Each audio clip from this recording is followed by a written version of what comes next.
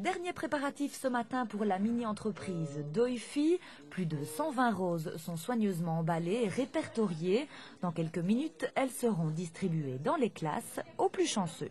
Les personnes viennent réserver auprès de nous une rose avant la Saint-Valentin, donc c'était la semaine passée.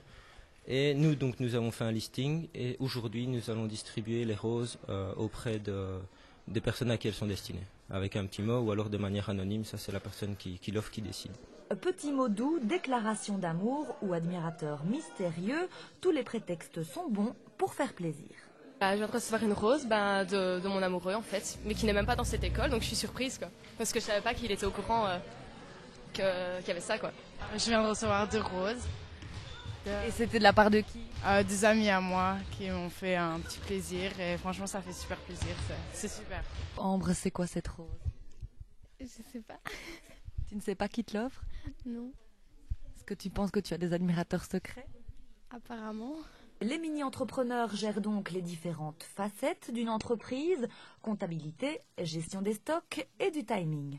Ce projet nous permet de voir les difficultés de gérer une entreprise, mais les difficultés d'un point de vue intérieur.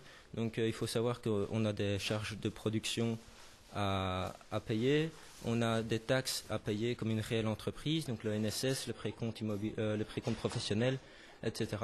Donc ça nous permet de faire un calcul pour vraiment savoir le prix auquel vendre notre produit pour contenter l'acheteur, mais également pour nous faire une bonne marge bénéficiaire. Le projet de mini-entreprise dans le cadre du cours d'économie a 2 fonctions, c'est-à-dire d'une part c'est leur TFE, leur travail de fin d'études, d'autre part c'est leur apprendre le cœur de l'entreprise et l'idée d'entrepreneuriat. Qu'est-ce que c'est une entreprise, comment ça fonctionne, comment fait-on les achats, les mécanismes de TVA, et de leur faire prendre compte de la réalité économique de l'extérieur, puisqu'on ne peut leur offrir que de la théorie, et ça c'est intéressant mais pas suffisant. Mais ce n'est pas tout. En plus du projet Saint-Valentin, ces élèves réalisent d'autres produits tout au long de l'année. Machines à coudre, boutons, rien ne les arrête. Et nous avons décidé cette année de produire des porte-clés ainsi que des bagues. Donc les bagues sont faites avec des boutons et des supports afin que ce soit plus agréable à porter au doigt. Et les porte-clés sont faits à base de tissus que nous avons récupérés et que nous faisons de manière artisanale. Donc tout ce que nous faisons est fait par nous-mêmes. Déjà on apprend à se connaître nous-mêmes et à connaître les autres, on découvre beaucoup d'autres personnes qui en temps normal on n'aurait peut-être pas spécialement approché. Puis on devient amis quand même et puis après notre but c'est avec les bénéfices on va pouvoir se faire un voyage. Évidemment, on rendra le capital aux actionnaires, mais on va pouvoir donc faire des moments ensemble, et donc c'est déjà chouette. Et puis après, on apprend aussi à prendre des responsabilités, à prendre des risques.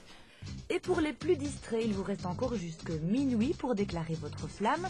Voici d'ailleurs quelques petits exemples choisis. Je veux lui dire que je l'aime très fort. D'ailleurs, il est là, juste derrière. C'est tout. Que je l'aime plus que tout, et joyeux Saint-Valentin, Simon. Voilà. Oui, je trouve que c'est une très bonne fête et je suis très heureux d'avoir reçu une rose de la part de ma copine que j'adore. Alors Emma, tu as reçu une rose de qui? Et tu as un petit message à faire passer à ton copain pour la Saint-Valentin? Merci.